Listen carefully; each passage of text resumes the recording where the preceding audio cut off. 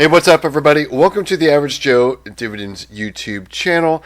It's Monday, so you know what that means. It's time to buy some more dividend-paying stocks. If you're new to the channel, please subscribe to the channel so you don't miss future videos. If you have been following this journey, welcome back. Also, please click the like button to help grow this channel and get the word out on dividend growth investing. Getting paid just for owning stocks. This is what dividend growth investing is all about. In this video, I'm going to show you the stocks that I bought with M1 picking the stocks. And of course, it's based on my allocation and what's in my portfolio. But we'll take a look here. I'm just showing my M1 stock portfolios. This is a taxable account. This is about 15% of my net worth. We can see we've recovered quite well, back over the $240,000 mark. It's kind of tiresome when I have to do the thumbnails for these videos because sometimes the portfolio goes down to 220s, to 230s. Now we're back up to the 240s. So it's inconsistent. I apologize, but that is name of the game, though. With stocks, they can go up, they can go down. But you can see over the last year, almost a 20% return. Let's zoom in to 3 months and up 4%. You can see the low we had in about April 19th. There, we'll look at the last month and up 3.4%. Last week, up 1%. And I think today we've had a pretty good return, 0.26%. So next up, we're going to go take a look at the activity log and see what those stocks were. There were 7 buys in here, but 2 of these are going to be drips. You can see American Express that came in $4.38 and Costco for $2.86. These stocks don't pay a high dividend, but they've done quite well for me in the appreciation of stock price, and I'll show you those in a little bit on my tracking sheet. But we'll click into 7 buys here. This is from a $100 deposit, and again, I let M1 do the picking for me, and I'll show you my allocations. Let's actually do that real quick because it's going to be based upon what I'm picking for allocation percentages. So we'll take a look at the 3 slices I have here. I have ETFs. I have 2 in here, and they are, once it loads here, SCHD and BST. You can see what their allocation is, the actual versus the target. So SCHD, I'm underweighted, and looks like I'm overweighted in BST. So once this slice becomes underweighted, which it's not, it's overweighted by 0.3%, it's going to buy the SCHD over the BST. And you can see here we're now 0.3% underweight and we're 0.2% underweight here.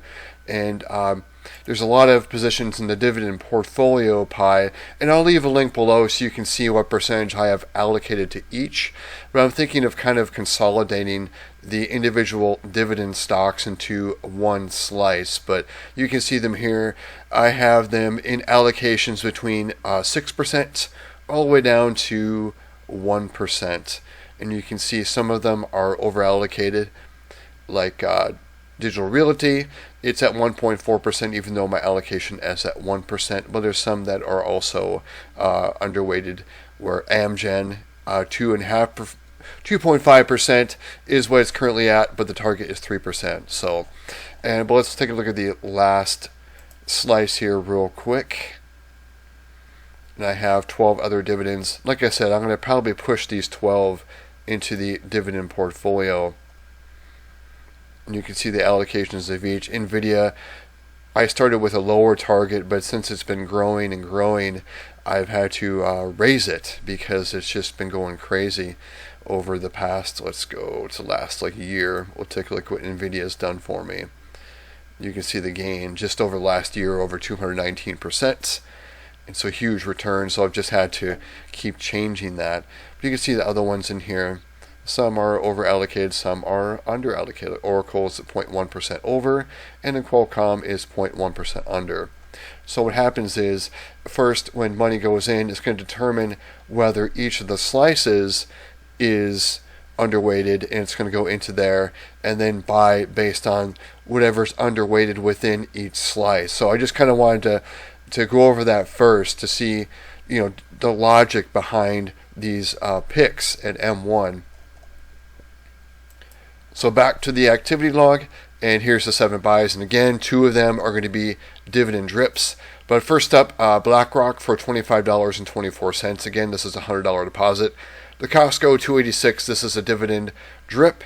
And then Union Pacific was the second pick, $8.96. And then Travelers at $15.81. PNC $8.33. And then the largest was to A.O. Smith, $41.63. And then American Express, this is the second drip in there. And even though A.O. Smith is the largest pick, A.O. Smith does not pay a huge dividend. It's like in the 1.5% around there. But they grow their dividend pretty quickly. The last dividend increase, I believe, was 7% for A.O. Smith. And it's also, the stock price has appreciated pretty well for me. So it's been a good one for me. But again, initially it's not going to pay that high dividend. So what I'm going to do next is I'm going to go over to a Google Docs spreadsheet, and I'm going to walk you through that. And what we're going to do is we're going to grab the information from my holdings tab, because there were 7 buys. So there's going to be an addition of fractional shares to those 7 positions, and that's going to change my dividend income. And on this sheet, it tracks the company ticker symbol, share price, the average share price that I bought into, number of shares I own, the market value for each position, my cost basis, gain or loss, and percent gain or loss in each position. You can see NVIDIA, just a huge gain. Maybe you see others, very small, modest gain in like HP. And then here's the dividend per share. Most of these are quarterly, with the exceptions of O and BST. Those are monthly payers in the blue. And I also have different shades of green. We are in the month of May, so we are in month 2 of quarter 2. So we're in the medium greens right here. And we can see, remember, American Express and Costco paid those dividends. And those are already dripped in this morning. So we already have those amounts in here, the 286 and the 439. So it changed it really modestly. Since Costco, it's $775 a share. That 286 was just a drop in the bucket. So it didn't increase it by an entire cent. But American Express did. You can see they're low dividend payers, but you take a look at the last dividend increase from Costco is 13%. And don't forget, Costco also pays a special dividend as well, where I received what was it? I'm going here in my history. It was $35.69. Usually my dividend is in the $2 range, but I got that big one, a special dividend, $35.69. And also American Express, they don't pay a special dividend, at least not recently. But you can see in January they did a dividend increase of 16%. So they're really growing that dividend, and you'll see how my yield percentage and the yield on cost is different, because I've made money in stock appreciation. So these are good growers. You can see also with A.O. Smith, that's where I put the $40 plus of the $100 into what M1 picked. But you can see it's a low payer as far as the yield, 1.49%, while I'm receiving a 2.24% on the yield on my cost. And of course, here's the pay date here. Here are the dividends I've received so far in the month of May. We're not even halfway done.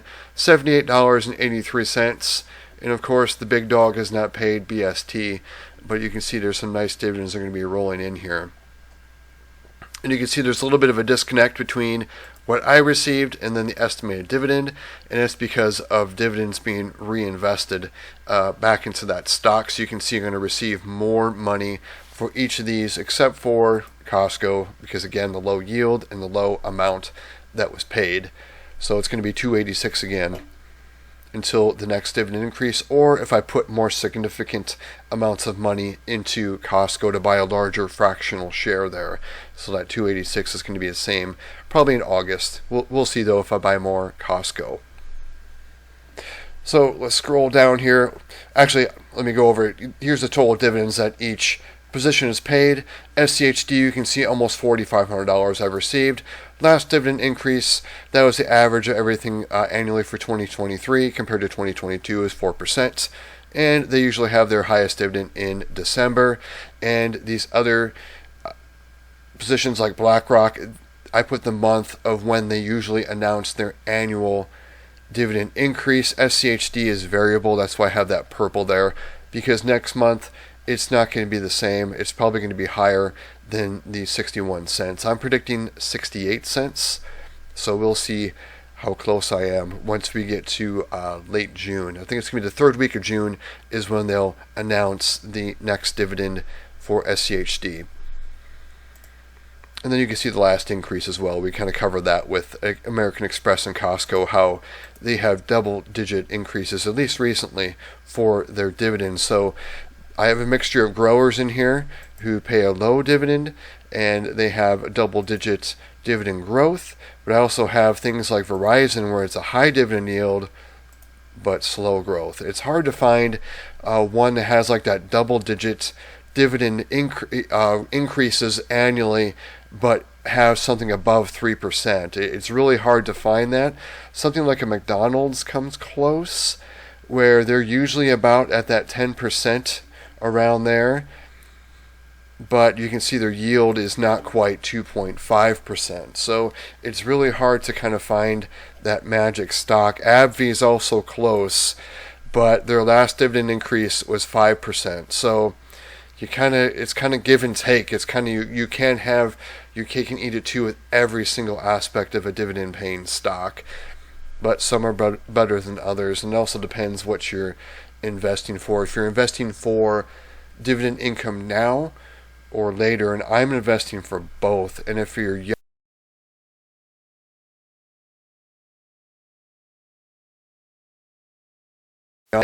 because you don't need that yield right now.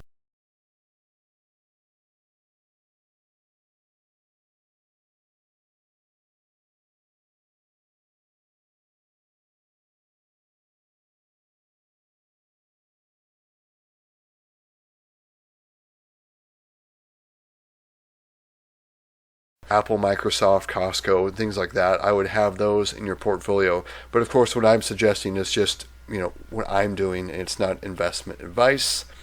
So we'll scroll down here, and we can see here is the total value of the gain or loss with the portfolio. Here's my average yield percentage if you're going to buy into these positions today. Here's my average yield on cost. You can see the color key, I went over that. We're in May, so we're in the medium greens. I have monthly pairs, and when I rearrange this, I arrange everything by pay date, and once I rearrange O and BST, they get washed out. They go to different positions, so I have to pull their number over here and add it in twice because this only captures them one time for the month. And so you can see right now we're at $2,700. You can see right now monthly this portfolio on average is pulling in $900. I'm predicting in the low 600s we'll see for May when all is said and done. And but the other months like the March, June, September, December, those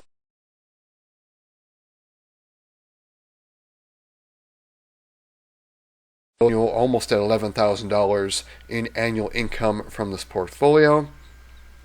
You can see here's my strategy here, here's my goals, and so next what I'm going to do is I'm going to update again those 7 positions where I bought stock in on these 7 buys. I'm going to go to the holdings tab and grab this data because I changed the amount of shares and my average price and cost basis on all 7 of those, and I can change that on my sheet, which is a simple copy and paste and grabbing all this data, copy it, and go back to my sheet and back to the M1 data tab here, do a paste special, and it's going to automatically update those values for me. And there it goes, just did that work. You can see now the monthly average changes, and my monthly average dividend tracking tab will go there in just a second. So $900.22. We're going to carry this value over to this tab, and anytime where I buy shares, sell shares, there's a dividend increase, a dividend decrease, I do a dividend drip, anything like that, it changes my monthly income rates. And the last time it went down You can see right there when they lowered their dividend from Q4 2023 to Q1 2024, going from 74 cents to 61 cents. But I expect that to recover and some in especially later months and December of 2024. But you can see and deposits as well. So for today, I already put in the Costco and AMX dividend drip, but we also had the $100 deposit. So we're going to carry over the amount that it ended at, the $900.05. And it's not going to change very much because it was $43, I believe, and that's a very low dividend payer. But AOS has been a good grower for me. So, and again, these selections were done by M1 automatically. And we'll see the difference here. Oop. Let's try that again. $900.22. That was from the other sheets. And then we'll calculate our difference. So with the $100 deposit, it added 17 cents of additional dividend income. And we'll go next to the dividend tracker tab, and you can see I've been doing these videos since January 2021 and tracking this portfolio. You can see the beginning value of the portfolio back then, dividends paid each month. You can see how it's gone up over the months, the quarters, and also over the years too.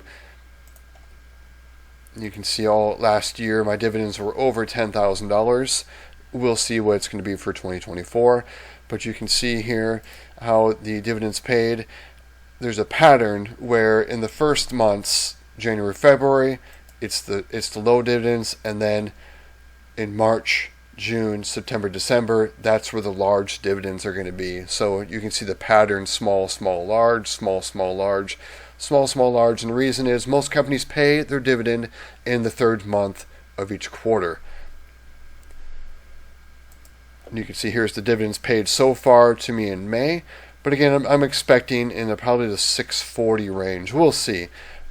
But subscribe so you don't miss my video where I go over all the dividends received. I'll show you proof in the activity log of M1 and just do a summary of all the dividends received and show you proof of it rather than show you on a spreadsheet that I received the money. You can see here's the new average monthly dividend. $900.22. Again, that's the average of the quarterly dividend that I'm currently at. And so far, I've increased that monthly dividend average by $4.66 for a month-over-month gain of 0.52%. And we're up to $10,802.60 in annual dividends. And I added to the annual increase of $55.88. And so far this month, we put in $300, and I'll be doing a video either on Thursday or Friday where I'll be picking the 5 stocks. So I'll put $20 into each stock of my choice rather than M1, and hopefully M1 is going to balance out here with my pies. Those are going to balance out with me putting money in on the Mondays or Tuesdays and catch these all up. And I may do a bigger deposit. We'll see, of like $1,000 to get the actual and targets more aligned. So you'll see more picks and not just the same ones as it gets caught up.